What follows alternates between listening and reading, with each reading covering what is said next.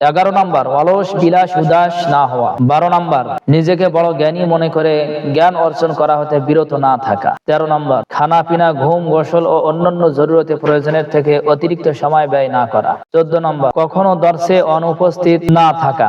15 নম্বর রীতিমতো সবক পড়া, যা পড়া বুঝে বুঝে পড়া, সবক শেষে সাথী সাথী তাকরার করা, আজকের সবক আজকে ভালোভাবে বুঝে নেওয়া ও ইয়াদ করা যাতে অন্তরে দৃঢ়ভাবে বসে যায়, সামনের সবক মোতালাআ করা এবং পিছনের সবক বারবার পড়তে থাকা যাতে মুখস্থ থাকে। কবি বলেছেন, গ্রন্থ বিদ্যা আর পরহস্তে ধন, নহে বিদ্যা নহে ধন হলে প্রয়োজন।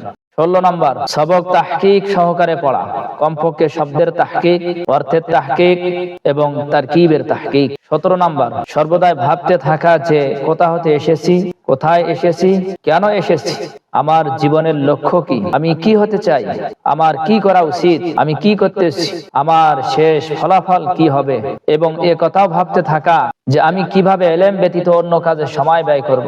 অথচ মুসলমান জাতি আমার উপর ভরসা করে বসে আছে এই ভেবে যে যখন আমাদের কোনো মাসআলার প্রয়োজন হবে তখন আমরা ওনার কাছ থেকে জেনে নিব।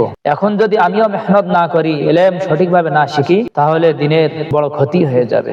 18 নম্বর সর্বদাই আল্লাহ তাআলার কাছে ইলমে নাফি' তথা উপকারী ইলম প্রার্থনা করা এবং ইলমে দার তথা ক্ষতিকর ইলম হইতে পানাহ চাওয়া।